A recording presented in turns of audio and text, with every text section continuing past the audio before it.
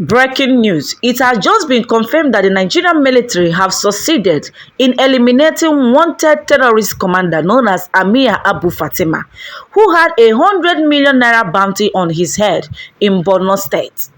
The Special Forces troops under Operation Hadin Kai have eliminated a notorious Boko Haram/ISWAP commander, Amir Abu Fatima, during a pre-session strike on a terrorist stronghold in the Kukawa axis of Borno State. The operation, launched on Thursday, followed credible intelligence pointing to the location of the high-value target. A statement on the Nigerian Army X handle and official Facebook handle today said Abu Fatima, who had a 100 million naira bounty on his head, was fatally wounded in an intense gun battle, adding that his deputy, several explosive experts, and multiple fighters were also neutralized. The statement, titled "Special Forces under Operation Hadin Kai Eliminate Key Boko Haram/ISWAP Leader Amir Abu Fatima and his lieutenant," read, "In a major counter-terrorism success, Special Forces under Operation Hadin Kai conducted a precision strike on 30th of May 2025, targeting a key Boko Haram ISWAP stronghold in the Kukawa axis of northern Borno State. The operation, based on credible intelligence, aimed to neutralize Amir Abu Fatima, a notorious terrorist commander who has a 100 million bounty on his head, like I said earlier, and this particular operation went successful. We all know the kind of terror attacks that has been going on for the past, in fact, since this year in Borno State. It has been at high rates, to the extent that some particular community has even fled. They fled from their community. They left their community as a result of these terror attacks. The terrorism has occupied their community, so these people have no other option than to leave. They leave their family, they leave their land. Do you understand? A place they call home. They ran away from their homes, they ran away from their community, they ran away from their own ancestral lands because of these ISWAP and terrorist members from Boko Haram. So this is a really it's worth celebrating. Yes, I recommend this particular thing that our Nigerian militaries have done. This is worth it. May God continue to strengthen them to by all these terrorist groups, especially the ones in the northeastern part of the country, because they have been given, so in fact the communities are no longer having peace any longer as a result of excessive terror attacks by all these bandits and the and terror groups. So what do you have to say concerning it, my lovers? This is a welcome development. So during the intense exchange of fire, Abu Fatima was fatally wounded by gunfire. His deputy, several explosive experts, and multiple other terrorists were also eliminated in the confrontation. The service also said troops recovered several AK-47 rifles, magazines, improvised explosive device materials, and assorted ordnance during the raid. Troops recovered several AK-47, like I said, and other things like ordnances and IED making materials. The mission was completed without casualties on its own forces, which indicate that there was no casualty on Nigerian military personnel. This is a good news. That is to say, the operation went successfully and there was no single casualty. There was no scratch on our Nigerian military. When I want them to say, God had no did this one, God had did this one, no. Kai, sweet me for body. The operation delivers a significant blow to terrorist leadership in the region and reinforces the armed forces of Nigerians' out commitment to restoring peace in the northeast. Although I have seen the pictures flying here and on the social media spaces concerning this man known as Abu that died, who happened to be the head of this terrorist group that was placed 100 million bounty on his head. One of the eyes opened and people were asking questions. Are you guys sure that this person actually died? Or did people just see that he got wounded and you left him? Hope you shoot him gun to confirm that he died really. Or people will say that gun hit him and he got wounded and he died. Because I only saw wounds on his face. You should really confirm that this person kpai, or make una give him another one bullet gun, say make it kpai they go.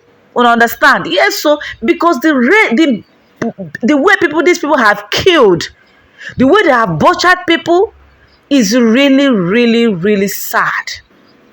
You need to see how people are dying on daily basis. Sometimes I began to ask myself question. These people that kills like this, are they not human beings, or they no longer exist here on earth? Does it mean that they don't have human sympathy? They don't have feelings of human's life? Or do they feel that human's life are now like a tree?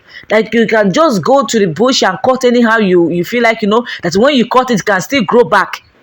Life is life. Human life is human life. It's not a grass that when you cut, it will still grow back. No. Please. Stop all these killings in the northeast. Bravo, our Nigerian army. I must adapt. I must say it. Bravo and bravo. May God continue to strengthen you all that went on this particular operation. It indicates that out of the Nigerian military that went on this particular operations, and this particular operation went successfully, it shows that there is no Judas amongst them. Because if it happened that there is a corrupt person in their midst, wallahi, all of them would have been quiet. I mean it, oh. It shows that the force, in fact, the group that we are sent on this particular mission, we are not corrupt. Yes, they were not corrupt. They went in harmony. They went in unity. They have a one agenda, in a collective agenda. Do you understand? They have a target, and that target is their purpose, and they work towards that particular target, and they succeeded. So what do you have to say?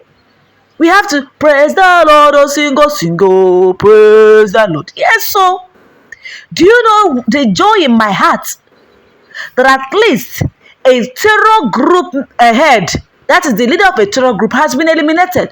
Look at what is happening in Burkina Faso. The Burkina Faso president, ever since he returned back from Russia, he has been giving it woto. I don't know if you guys have seen some of the videos on the social media spaces of what is happening in Burkina Faso, where all these Fulani terrorist people in Burkina Faso, they left their motorcycles and fled away because they heard that Ibrahim Traore is back from Russia.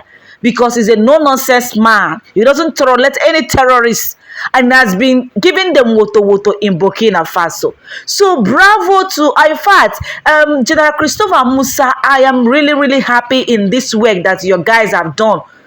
Bravo. May God continue to give you that more wisdom and knowledge on how to tackle insecurity in this country. We really love this work that you just did. And then again, tell police people to stop brutalizing our innocent youth. Look at what happened 2 days ago in Kano State. A DPO lost his life as a result of what happened under his care. How can you arrest 2 youth, you torture them to death, and you don't expect the youth to react? So because you torture someone to death, that is why the youth of Kano State, out of anger, protested, stoned him to death. And that is it. Although this casualty happened and 27 innocent youth were equally arrested, who knows their fate by now? You see? So this is why recently the Nigerian police have ordered the nationwide training of personnel to cope rising date of suspects in custody. You see? Now, someone died in their custody. The people of Kano State, the youth of Kano State, took the laws in their hands and killed the DPO. Do you understand? It is now death for death. And now 27 innocent youths were arrested. The question now is the life of that person that was killed, the 2 guys that was killed under their detention, are they not human beings? Are their life not relevant? Or is the life of the DPO more special, more preferable than the life of those 2 guys that were killed in the detention? Why torturing them? If they commit any crime, all you have to do is to charge them to court. Give them a lawyer if they don't have, then take them to court. If they are guilty, the court will jail them. You understand? Rather than torturing them, enough of all this torture. It is because of torture that one guy died in Switzerland. I don't know if you guys have seen. One Igbo guy died in Switzerland when the police of Switzerland were trying to arrest the guy. Unfortunately, he did not allow them to arrest him. So, in the process of forcing an arrest warrant on him, the guy died. Probably they shot the guy, or maybe they hit him something on the head, and he couldn't make it anymore.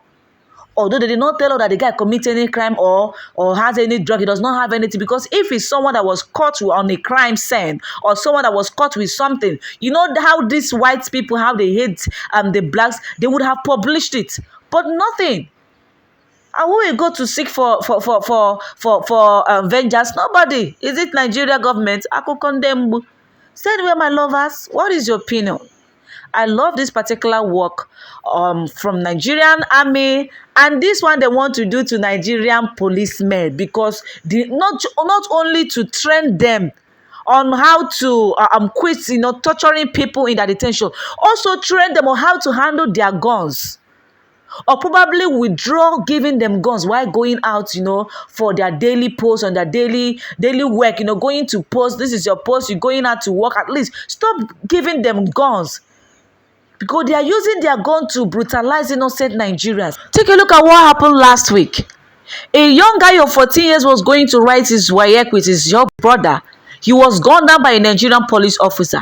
What is his crime? Because his father violates what kind of law? Road safety. That is just the crime. And we are trying to stop the father. He couldn't stop his car.